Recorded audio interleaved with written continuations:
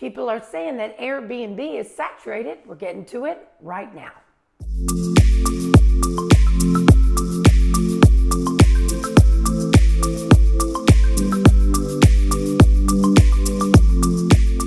My name is June Kranick, and on this channel, we do videos every single week about the short-term industry. So there's been a lot of talk on YouTube, a lot of talk on the internet about Airbnb and that it's becoming saturated, and specifically saturated in the Orlando area because that's where I live, and that's where I get 90% of my calls from, is buying a vacation home, not a vacation home, forgive me, an investment property for Airbnb in Orlando, Florida.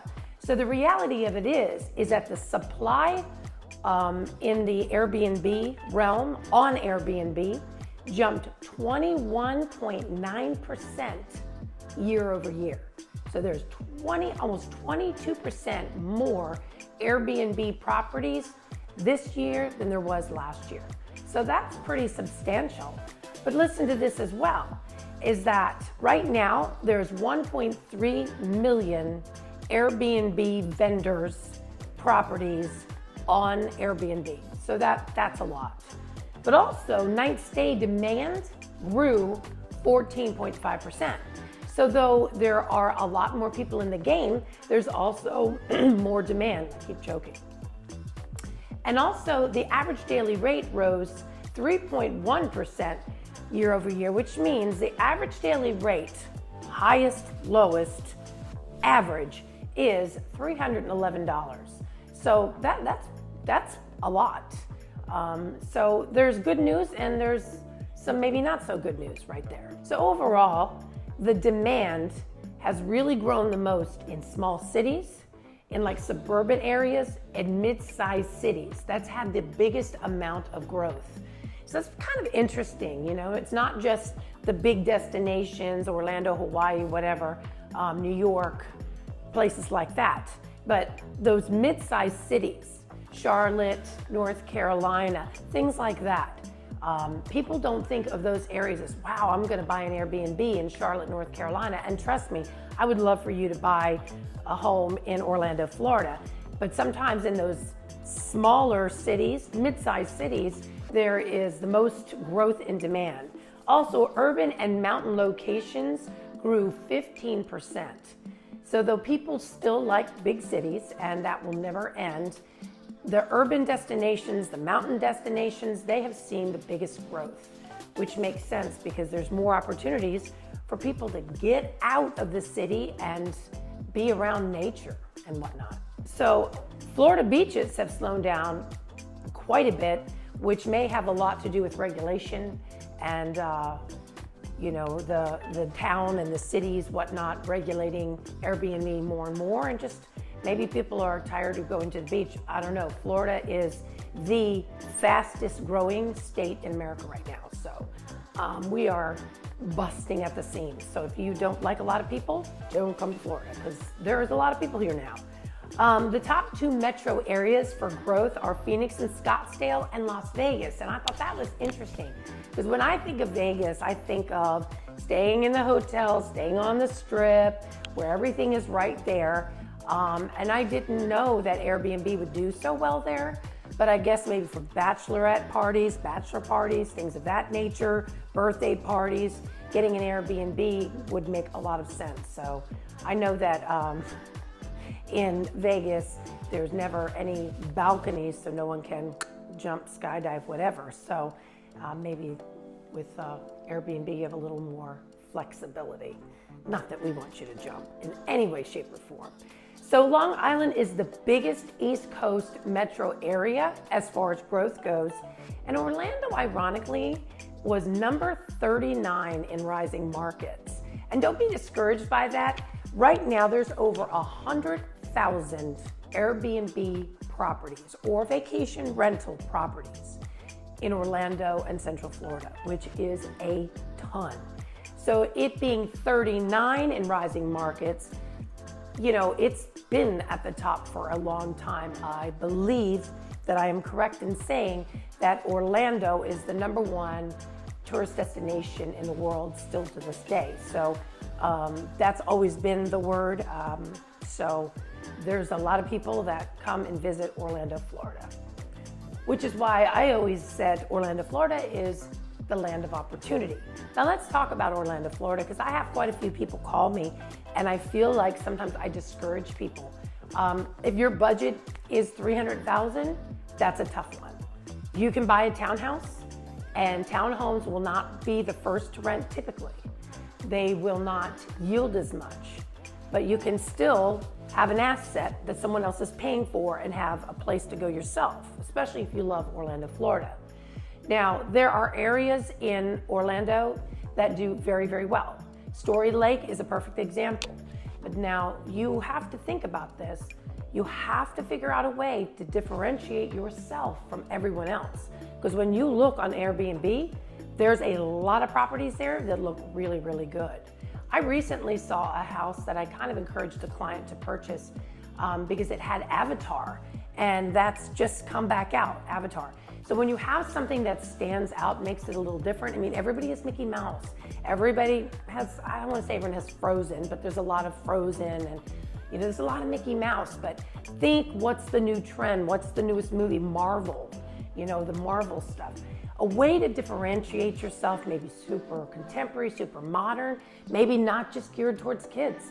I don't know though. A lot of kids, people do a lot to make the kids happy. So the 9-bedroom, 9-bath, 10-bedroom, 10-bath, those kinds of properties are the ones that really are a slam dunk. But it's a big purchase price, and it's a lot to fill it up. It's a lot to run it. And if you have property management, you have to factor that in too. So I'm not trying to be discouraging. If you are gonna buy here, differentiate yourself. And that's the thing to think about. And I think what's interesting is a lot of people wanna get into the Airbnb game, but are you one that wants hospitality? That is really what makes people stand out, is that they like that whole hospitality vibe. Like they're into it. So you don't want to just set up a house and say, okay, well that's good enough. You really want to make it, cute and little extras, little things that make it stand out that you'll get great reviews on. And communication is everything. When people ask for something, if they get communicated in a quick fashion, that is a ticket to good reviews. Even if something's gone wrong, as long as you're there, or your property management is there to provide a solution, that's when your reviews are much better. Now, once again, regional areas outside of major cities seem to be doing really, really well. Just thinking outside the box, maybe just not like Chicago or Atlanta, but what is in the surrounding areas so that you can think about maybe looking into those areas and what attracts people to those areas. Are there what is in that area that would bring people? And taking that extra time to research will also give you the opportunity to purchase a house that may not be $800, $900, $1 million, but it will be in an area where there's a draw that not everybody knows about. Also, South Florida, no matter what, seems to do very, very well. There are a lot of regulations. It is very expensive. Florida is not seeing a dip. People are like, I have clients like, oh, I wanna wait. I wanna see what's gonna happen to the market. Okay, it's not as crazy, thank God, but it is not slowing down. So again, really understanding the market and what draws people to that market. I pointed out that I think Stuart, Florida is an amazing area. It's a little small beachy town. It's cute, you can ride bikes. They have all those little beach houses. They have the metal roofs. It's just a lovely area, independent restaurants. That's what people seem to like. Everyone can go to Chili's, but can you go to like a little, coffee shop that has homemade danishes and unusual things, or restaurants that have seafood that isn't Red Lobster? I mean, no disrespect if you own a Red Lobster or if you love it, but anyone can go to Red Lobster. So also, I've talked about Punta Gorda 1,000 times. They have 71 independent restaurants in just their little downtown area. So there's a lot of foodies and people love that stuff.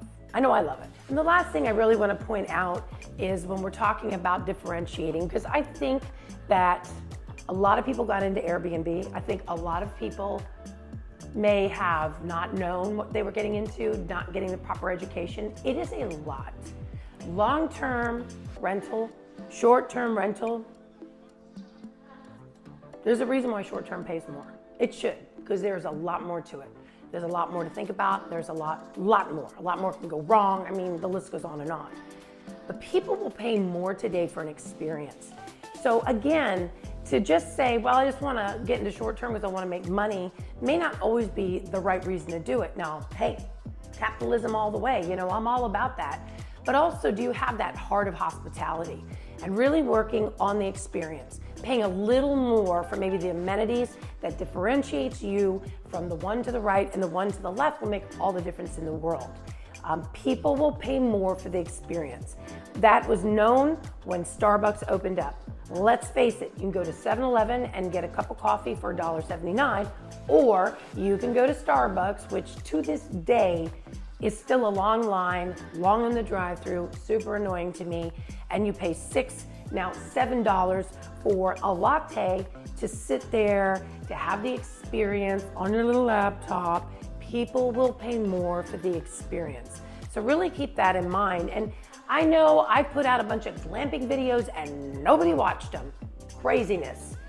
Let me tell you, if you're looking for true ROI, the glamping industry, you know, I, again, wouldn't stay in a tent outside if my life depended on it.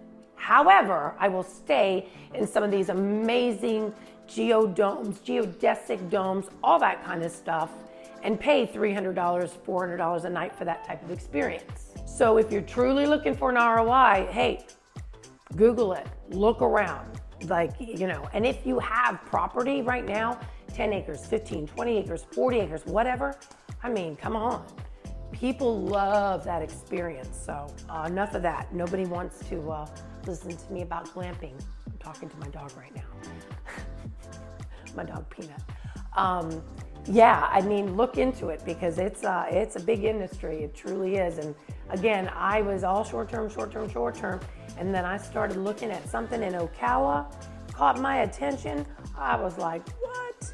And that's where my money's going right now. So anyway, today we were talking about the saturation with Airbnb and what that means for you as a potential investor. But if that's not what you're looking for, you gotta let us know. You have to reach out, let us know exactly what it is that you're looking for so that we can get those videos out to you right away. So remember, if you're thinking about investing in a short-term rental property or even glamping, well then send us a text, give us a call, send us an email, however you wish to connect, because we got you covered when it comes to investing in short-term rentals. And we will see you on the next video.